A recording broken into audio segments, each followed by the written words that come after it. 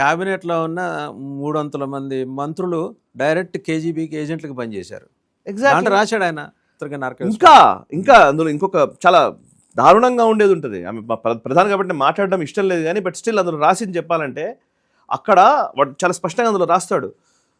ఇందిరాగాంధీ రష్యాకు వస్తుంది అని తెలిసిన వెంటనే కొంతమంది చాలా హ్యాండ్సమ్గా ఉండేటువంటి యువకులని ఆమెకి అంగరక్షకులుగా నియమించాము అని, బాడీ గార్డ్స్గా పెట్టాము మేము ఆమెకు వెల్కమ్ పలకడానికి అని. అంటే ఏంటి అర్థం?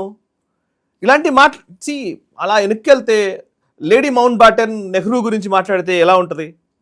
ఎన్ని స్టోరీలు ఉన్నాయి.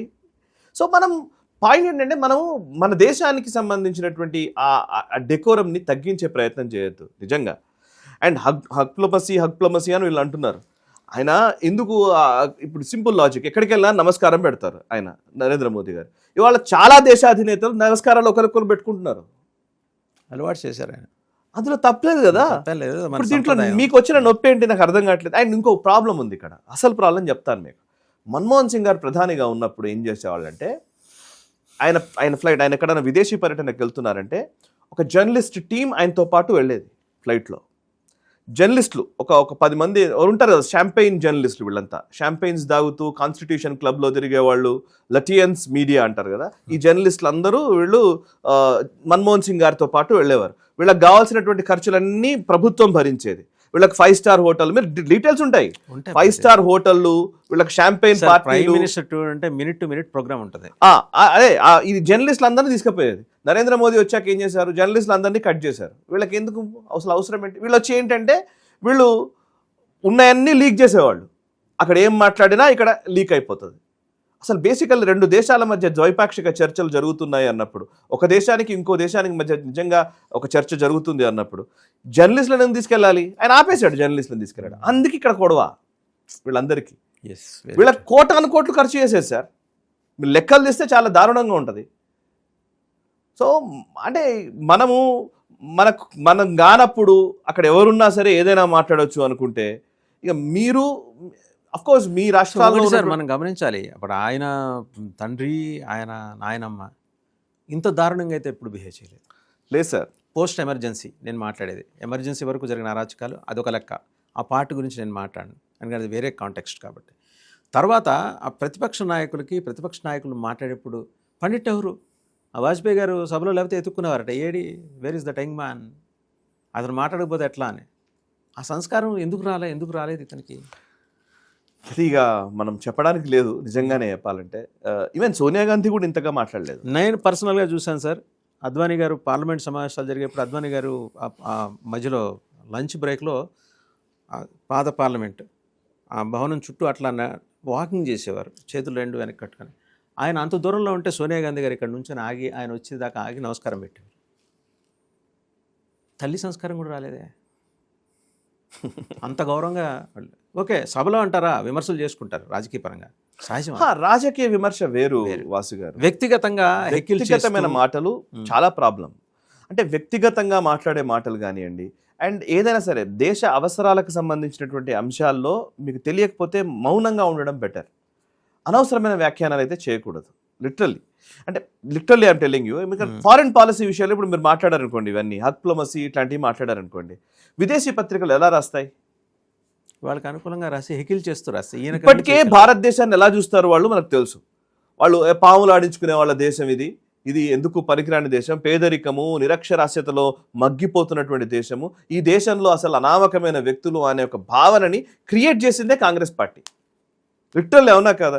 సో ఇవాళ ఏదో దానికి భిన్నంగా ఈ దేశానికి సంబంధించినటువంటి ఆ శక్తిని తెలుసుకునే ప్రయత్నం ప్రపంచం చేస్తున్న క్రమంలో మీరు దాన్ని తగ్గించే ప్రయత్నం మళ్ళీ చేస్తున్నారు. రేపు పొద్దున మీ నుంచి ఏం ఎక్స్పెక్ట్ చేయాలి మేము? ఇవన్నీ రివర్స్ అయిపోతాయనే కదా మీరు చెప్పేది. ఇంకొకటి అంటాడు, ఇంకొక వ్యక్తి పవన్ ఖేరా మొన్న ఒక స్టేట్మెంట్ ఇచ్చాడు. పవన్ ఖేరా నిన్ననే అనుకుంటాను ఒక స్టేట్మెంట్ ఇచ్చాడు, మమ్మల్ని అధికారంలోకి తీసుకురండి, అసలు ఆర్ఎస్ఎస్ అనేది లేకుండా చేస్తానంటాడు. అసలు ఆర్ఎస్ఎస్ అనేది లేకుండా చేయడానికి మీ తాతకే పనికి రాలేదు ఎవరు, ఇప్పుడు నెహ్రూకే అవ్వలేదు, తర్వాత ఆయన్నే పిలిచాడు.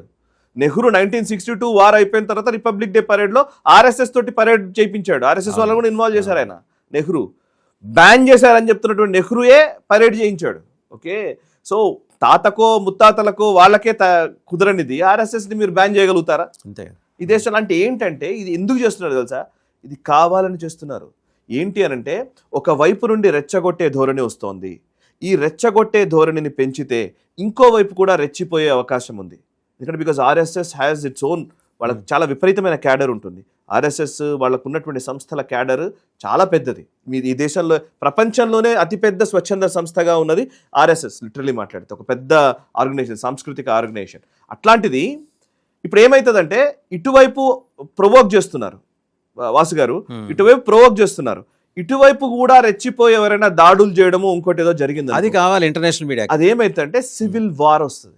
అది కావాలి. ఎగ్జాక్ట్గా డీప్ స్టేట్ ఆలోచన చేస్తున్నదే దాని మీద. ఎగ్జాక్ట్లీ ఒక అంతర్యుద్ధం దిశగా ఈ దేశాన్ని నడిపితే, ఇక్కడ ఒక అన్రెస్ట్ క్రియేట్ అయితే, ఒక ఘర్షణ క్రియేట్ అయితే, ఈ ఘర్షణ నుంచి ఎవరు లాభపడతారంటే చైనా ఫస్ట్. ఎందుకంటే ఇమీడియట్గా చైనాకు లాభం. ఎందుకంటే ఇన్వెస్ట్మెంట్లు అన్నీ ఆగిపోతాయి. ఈ దేశానికి వచ్చే ఇన్వెస్ట్మెంట్లు ఎవడు పెట్టడు. పరిశ్రమలన్నీ ఆగిపోతాయి. ఈ పరిశ్రమలన్నీ కూడా వీళ్ళు మళ్ళీ అండూ చేస్తారు. ఇప్పుడు సమస్య ఏంటి? మనం చాలాసార్లు అనుకుంటాం, చూసారా మీరు, ఇప్పుడు అన్ని గుజరాత్కి ఎందుకు పోతాయి పరిశ్రమలు అని చాలా మంది అంటుంటారు. అసలు కారణం ఏంటి అని అంటే అక్కడ సుస్థిరమైన ప్రభుత్వం ఉంటుంది. ఒక పరిశ్రమ అక్కడికి పోగానే ఇమీడియట్లీ వెంటనే ఇంకోటెవడో ప్రభుత్వం రాగానే వాడు మార్చేస్తాడనేది లేదు కదా. So continuity is very important. Guarantee ఉందండి. ఎగ్జాక్ట్లీ అష్యూరెన్స్ ఉంది కంటిన్యూటీకి అక్కడ, అందుకని వెళ్తున్నారు. ఇప్పుడు మొత్తం దేశవ్యాప్తంగా అట్లాంటి పరిస్థితి ఇప్పుడు వచ్చేసింది ఆల్రెడీ. లిటరలీ మాట్లాడితే కొంచెం అంతకు ముందుతో పోలిస్తే ఇప్పుడు ఆ పరిస్థితి వచ్చింది. గతంలో అంటే అది ఎక్కువ ఉండేది, ఇప్పుడు వచ్చింది. ఇప్పుడు మొత్తం మిగతా రాష్ట్రాల్లో కూడా బాగానే కంటిన్యూ చేస్తారని. కానీ ఇప్పుడు రాహుల్ గాంధీ మాట్లాడుతున్నవి, పవన్ ఖేరాల్ మాట్లాడుతున్నవి, ఇవి చూస్తుంటే ఏమనిపిస్తుంది అంటే మళ్ళీ వెనక్కి వెళ్ళిపోతాం. ఇందాక మీరు అన్నారు రిగ్రెసివ్ అవుతుందో కాదో నండి అని మీరు అంటూ ఉన్నారు. కానీ నా భయం ఏంటంటే పరిశ్రమలు ఇవన్నీ అనేది చాలా డేంజరస్ అవుతుంది. Simple logic sir. ఇప్పుడు ఏదో ఒక ల్యాండ్ ఇచ్చారు, ఒక పని జరగాలి. ఇప్పుడు బుల్లెట్ ట్రైన్ ఉందండి, బుల్లెట్ ట్రైన్ వర్క్ జరగాలి. నెక్స్ట్ గవర్నమెంట్ వస్తుంది, దీంట్లో అవకతవకలు జరిగేప్పుడు మేము ఆపేస్తున్నాం అంటాడు. అయిపోయింది. ఒక 5 ఏళ్ళు 10 ఏళ్ళు ఆగిందంటే ఎవడొస్తాడండి ఇన్వెస్టర్?